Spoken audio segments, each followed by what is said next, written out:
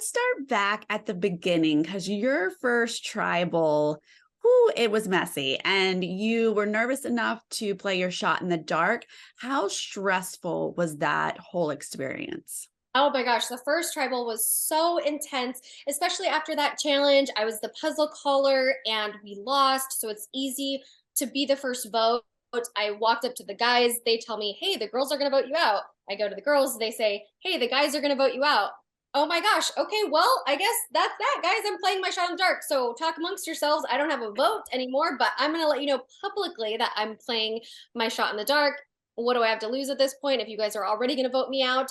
So for me, it was a very chaotic, but then also liberating and freeing because I didn't have to vote, I didn't have to show my cards, and it ultimately worked in my favor because there were other plans at play to remove that target from my back. After this first crazy experience, it looks like you're just straight thriving after this. You are the most positive survivor player we've ever seen. You're out there starving, sleeping in the elements, but living your best life. What is this energy shift that happened within you? Yes, it was it's just gratitude. I mean, how could I be here playing this game that I'm in my TV screen now. And so it's I can't help but be so excited and like thinking, "Oh my gosh, like there's so many cameras and we're here and I'm playing and this is going to be on TV."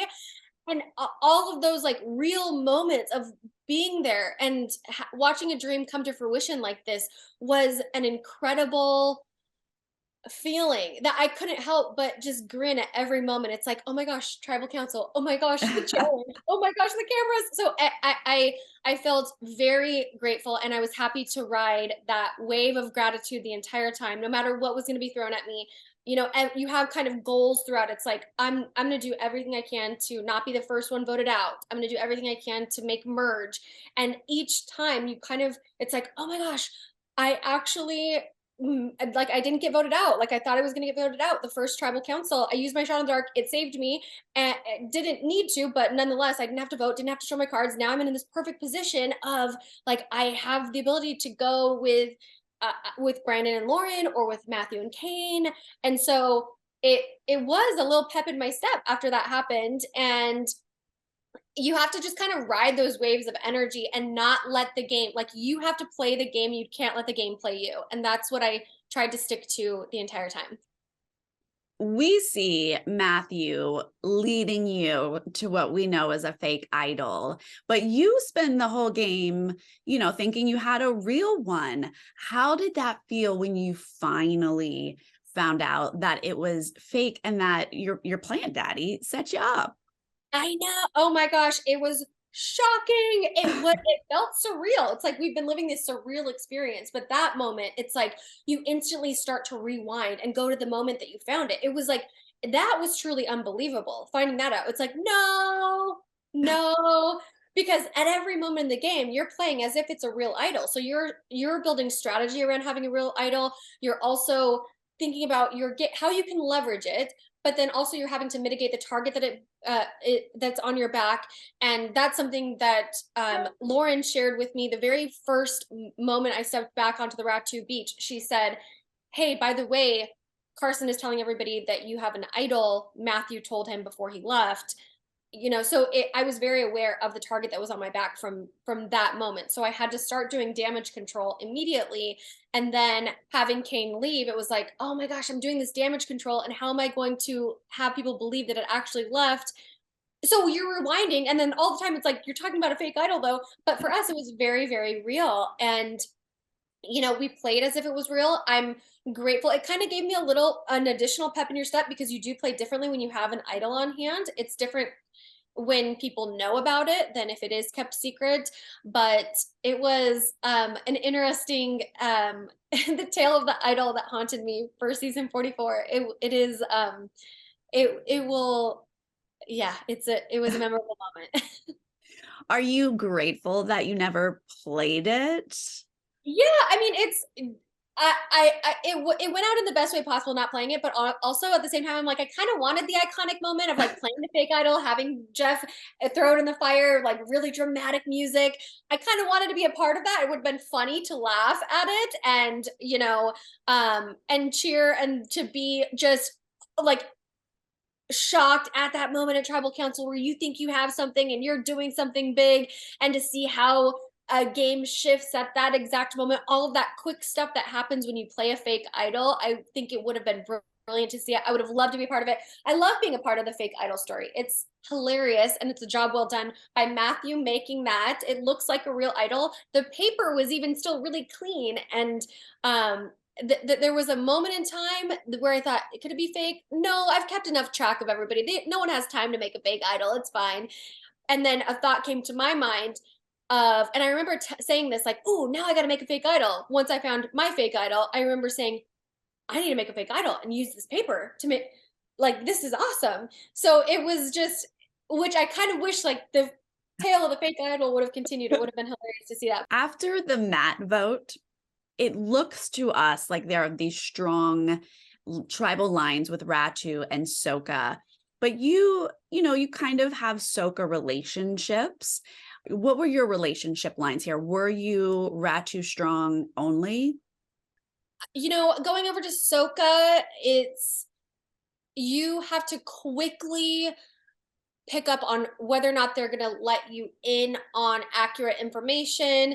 Matt at the time made it very clear that he didn't want to work with me, even though I tried to come to him with a lot of knowledge, and I was willing to share and open up, but he kind of made it clear, like, I'm not gonna really commit to anything. And to me, it's like that's a code word for I don't want to work with you. So at that moment in time, it's like, I know that Franny and Matt are very strong. I know Danny and Heidi are very strong. So I need to just stay Ratu strong and prove to them my loyalty by gathering as much information as I could, knowing that I'm going to be lying to them. They're probably going to be lying to me. So the relationships that I did build over there, they weren't solid enough to be stronger than the Ratu strong that I knew I was coming home to. And then when we're at the Kane vote out, now that's a live tribal. I would be so nervous. I would imagine that I would want to play my idol. What was your strategy here? Did you feel safe enough not to worry about it? Yes, I felt very safe. And because the idol was already public with everyone, it became really like a Ratu idol. Let's leverage this as needed at this point. And in giving it to Kane to protect it from knowledge is power, I had figured, or I had really, we had talked, I gave him person, even at the live tribal, I say, use it on yourself if you feel like you need to use it, or do you think I need to play it? It was all fair game. And so if he wanted to play it, I would trust him, because I knew he was also working on building other relationships with Soka.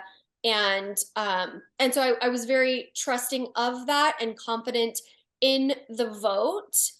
We were really confident. And obviously we had to, the aftermath of that wasn't wasn't what we had planned. And in that moment, it's like I'm trying not to react, because it's just, Kane and myself and Lauren that really know about this. And so it's like, no, I don't want people to know. And so then I'm left with the dilemma of like, well, do I tell people? Because like they already think I have the idol, but then they're not going to believe that like my real idol really did get voted out in a really bizarre way.